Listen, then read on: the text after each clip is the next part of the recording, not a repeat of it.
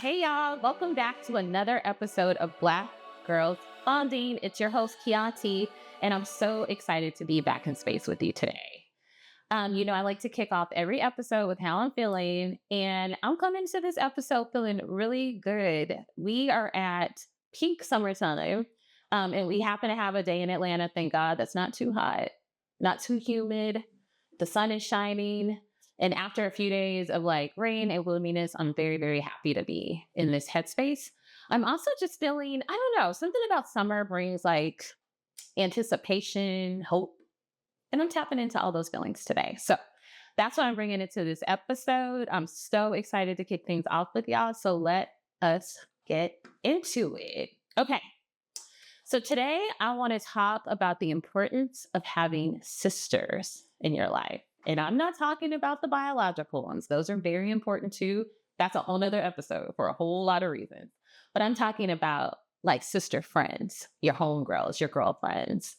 I talk a lot in this podcast about how critical I think community is and how girlfriends can quite literally, in some instances, save your life.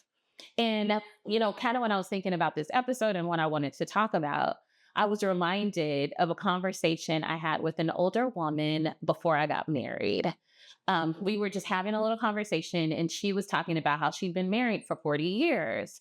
And for those of you that are that are married or in long-term relationships, when you meet someone that seems to be happy and in a long-term relationship, you always ask the question, right? What is the secret to success? And generally, when I ask this question, I get very vague answers. You may recall of the episode I had with Carlene when we both kind of talked about how frustrated we get when people answer with the key is communication. Make sure you talk all the time. Don't go to bed angry. Keep separate accounts. Whatever the thing is, right? Like that's the tidbit they want to give you. And so I was sort of expecting to get the generic answer, but I just wanted to hear from her anyway, in case she had some insights to share. And she did. What she said to me was hold tight to your girlfriends. They'll be the ones to get you through the ups and downs of your marriage and everything that life throws at you.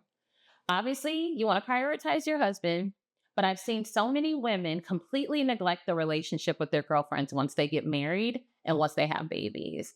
And in my opinion, that's a huge mistake because those girlfriends are your built-in confidants, your built-in babysitters, your comic relief, and so much more. And I really sat with that for a little bit because I was like, first of all, I've never heard anybody say that before, right? Like usually when you ask for advice about marriage, they tell you something directly correlated to the marriage. This was the very first time that somebody told me about me. It's like my tribe and what I needed to do to keep myself sane. So that stood out to me. And then I just thought, oh my God, she's kind of reaffirming what I already knew about how critical having that community of women are. And it is. Um, I talk a lot about the fact that I was older when I got married. I was 40. So I was fully formed, extremely independent. And so I never thought I was at risk for abandoning my homegirls. But to me, this was like, make sure you don't, right? So I'm very grateful to her for that. So today I want to talk to you about what I think are the three important categories of friends. Now, there are bazillions of friends that you should have in your life for a number of reasons, right? But to me, when I look at my ace school codes, my day ones, the people that I just love down hard, I put them into like three very specific categories and why I think that's important. Okay. So number one, and arguably the most important, is the hype woman. Oh my God. Do you know how special it is to have someone that thinks you can do anything? Like anything? You can be having the worst day and feeling like you fucked up something at work or, made an offhand comment to your sister or your husband. And, maybe didn't have the best client meeting that you wanted to have. And, you just feel like, oh my God, I'm not doing anything right. Is this what's going on in my life? And to get a phone call from your homegirl, bigging you up, telling you how incredible you are. Do you know how good that is? Or even if you're preparing to do something, maybe you're running a 5K for the first time, or maybe you are, getting ready for a client presentation and you're not feeling your best. you're feeling a little, you know, doubtful, maybe a little insecure. And to have somebody just run through your list of receipts and tell you why you're that girl and why you're going to win at this, like, there's nothing better. I have two friends like that. One in particular is my friend Vicky, who has told me countless times that I'm the smartest person she knows. And I believe her. That's how she talks to me. She talks to me in such a way that, like, she says, an incredible sort of overreaching statement. And I'm like, I am the smartest person you know. I think that's so important, right? She just has the unique ability to pick me back up when I've been knocked down, or to even like just lift me up when I need it. And like, it is a true gift, y'all, to have somebody like that in your life. And I would encourage you, if you don't have it, first of all, I bet you do, right? Like, just do a quick assessment and think of who first comes to your mind. And I would argue that if you don't have that person in your life, be that person for somebody else, because that's how you attract what you want. You give and you get it back. I'm not kidding. It happens to me in so many areas of my life. So if you don't have that person, be that person for yourself and for somebody else. That hype woman is chef's kiss. Everybody needs one. All right. So the second category that I think you need in your life is one that lets you be yourself. Like, there's no pretense whatsoever. They see you at your most raw, your most ugly, like the depths of horrible things have happened to you. And this person has seen you through it, and they still accept you and love you for who you are. This is a friend who you can show up at their house at 11 p.m. with a bottle of wine, with your hair in a bonnet and your PJs on, and they just open the door with no questions asked. They've seen you at your absolute worst and your absolute best. And to them, there is no difference. It is just you. So that version of that person for me is my bestie, Trinetta. I've known her since I was 7, and she's seen every iteration and version of me, and she's still here, which I gotta say, that's huge. Because back in the day, I mean, I call myself a bitch now. I used to really be mean and bitchy. So thank you for therapy. Anywho, she's seen that, and she's still here, and she still loves me down. She just loves me down. Now, don't get me wrong. She knows she has my shit, but she loves me anyway. And there's something so deeply special about that. And one of the best examples that I have to share, and this I'm going to try to get through without crying, but one of the best examples is, y'all have heard me talk many times of 2021, when I was going through IVF. And it was the most depressed I'd ever been. And looking back, I'm not even sure I knew I was fully depressed. I just knew it just felt like I was numb, and I was just going from one thing to the next. And I remember one time she called me and she suggested we go on a girls trip. Now, I was not in anybody's position to make any decisions, but again, going from point A to point B, it sounded good. I could go. Let's go. So we decided to go to Chicago. It was a city that we both had been to and really loved. And so, okay, let's go. So I met her there, but again, I'm depressed, right? So I don't want to do anything. The only thing I want to do is sleep and eat. That's it. I am not interested in any of the touristy things, the landmarks or sightseeing that Chicago has to offer. I'm simply not interested. And again, I couldn't articulate that at the moment. I thought I was on a vacation. I thought I was showing up and, having a fun girls trip. I wasn't there. Mentally, I wasn't there. So again, I get to Chicago, and the only things I could manage to do was eat and sleep, and probably in equal measure. And she said nothing. She said nothing. Whenever we would go to a restaurant, and then as soon as we finish eating, I'd be like, can we just go back to the hotel on a lay down? She responded like it was the best idea she'd ever heard. And it was only a couple years later that I realized what she was doing for me. I told you I was going to get a little emotional. She was creating space for me to show up as I was in that moment. She didn't judge me. She didn't try to force me to do anything I didn't want to do. She created space. She got in the gutter with me and let me know that I was not alone. She didn't have that experience herself, but she let me know that she was going to hold my hand through it. And I've told her, thank you countless times. So Trinetta, you're listening. Thank you. I will never, ever forget that. So again, you need that person that is just your safe space and let you show up as yourself and like be you and go through the shit you need to go through without any judgment, without any criticism, without any even trying to talk you out of it. They just let you be. And that is a gift. All right.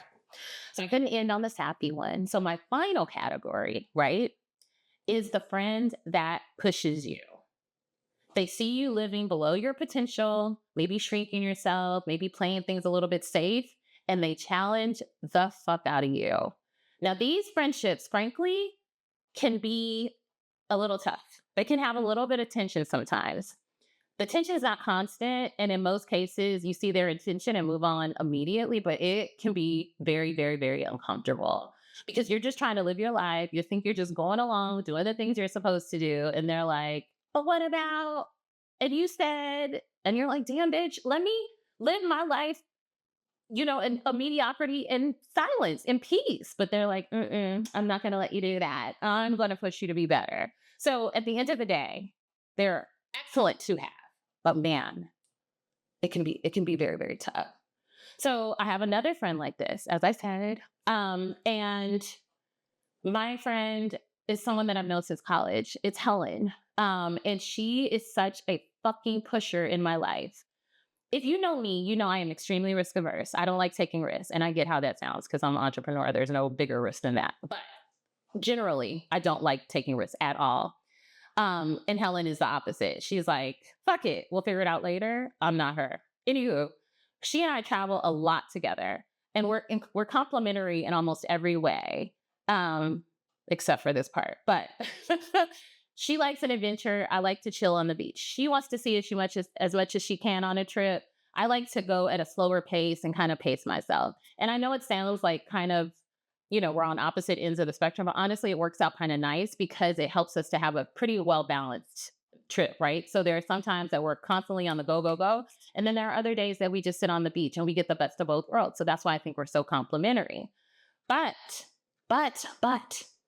every vacation I've gone on with her, this heifer has required me to do something that has scared the living shit out of me. About 20 years ago, we went to Costa Rica and she had to convince me to go on the ATV, but I went on it. And I remember at some point the tour guide was like, hey, do y'all want to keep going on the beach or do you want to go on the terrain? You already know what I said. This heifer said terrain. And she had convinced everybody with us to also go terrain. So I had to go. And when I tell you, I was terrified the entire time. There were moments that I would literally get off the ATV and the tour guide would have to drive it up to a certain section because I was just not going to do it. Right. But when I tell you, when we got to the top and I looked down and I saw that view, I almost wept. It was so beautiful. And I was so glad that I had taken the risk and gone. But in the moment, I didn't want to do it. So I think that's why these friendships are so important because they push you in all the right ways. She knew at the end of the trip, I was going to be so excited. She just had to deal with the whining, the crying, the temper tantrum that I had given her on the way. So here's your assignment. All right. I want you to ponder on this. Who's the hype woman, safe space, and pusher in your life? And then let's take it a step further and figure out which one are you to other people? And maybe which one do you want to be to other people?